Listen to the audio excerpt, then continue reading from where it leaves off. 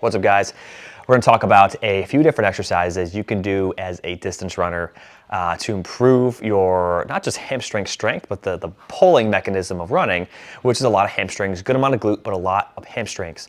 Running is it's a single leg hop over and over again, followed by a fall forwards and then a push and a pull, which occurs essentially at the same time. So to work on that pull mechanism, a lot of runners don't have any hamstring strength or hamstring at any capacity in that at all. And personally, I've had my hamstrings give out on me at the end of half marathons before, and it's not fun. So we're gonna go over how to improve your strength and capacity in those muscles. First thing we want to learn is how to hip hinge, which works the hamstrings more towards the hip versus towards the knee. So my favorite way to learn the hip hinge is grab a plate. You could just use your hands, so you could just place your hands right on your butt, but I like to use a 10-pound plate. Place it right here, or again, your hands, focusing on pushing your butt back. Hinge at the hips, which means you have to lean forward, so push your butt back. As I get here, I'm starting to feel tension in my hamstrings, which are these guys here. Feeling the tension in my hamstrings, tension in my glutes. And then squeeze your butt, pull the hamstrings, come on back up. Easiest way to learn the hinge, making sure your core is engaged. If you have questions on that, we do have a video on how to engage your core. But I think you push your butt into that plate. I'm pulling with my hands. This is how you can learn, well, first learn the hip hinge before we go into any other hinging exercises. So before you do any deadlifts, anything else, please do this. Make sure you feel it the right way and you don't have any back pain.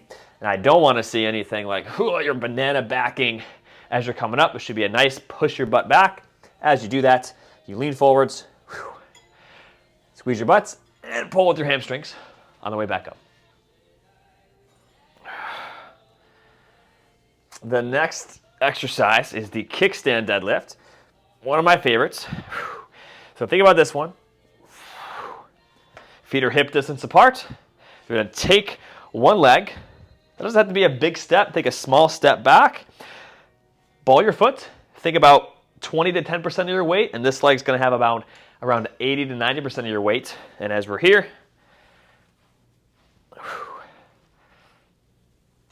hinging down, the same exact hinge motion. Don't let this leg go too far back, right? You don't want that to happen. I'll show you on this side. You don't want this to happen. You want to make sure this shin here stays relatively vertical as you're performing this hip hinge. I'm squeezing both of my glutes, but I get a nice hamstring stretch in the bottom. Keep going, keep going. And then I can contract out, pull out of that, squeeze your butt.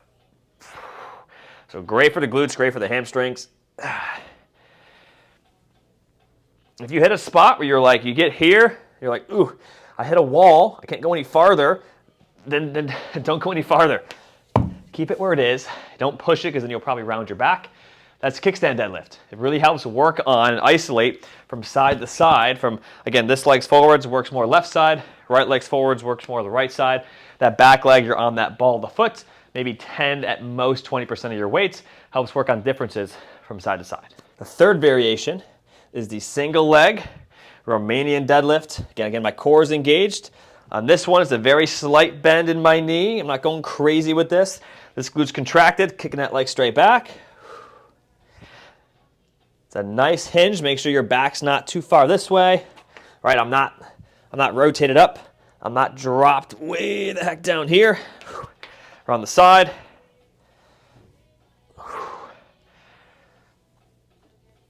Again, you want that relatively vertical shin. As I lose it, press that big toe into the ground. I have zeros on, so I can feel the ground pretty well, but don't be barefoot. You don't want to have either have a minimal shoe on or a shoe that has not so much support.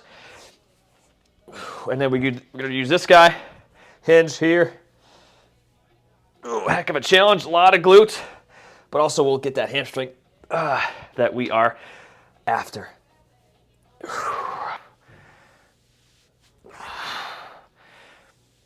Lastly, we have the deadlift.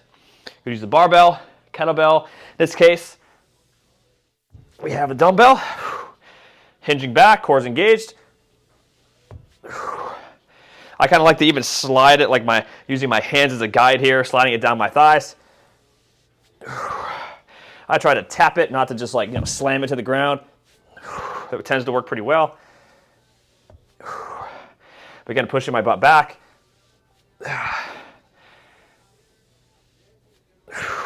Relatively vertical shins. You can have a little bit more of the knee going forward, especially once you drop below your knees, once your hands go below your knees. But this allows you to get a little bit heavier. And if you had a barbell, we'll do that one in a second, but you can use a kettlebell or a heavier dumbbell for your deadlifts.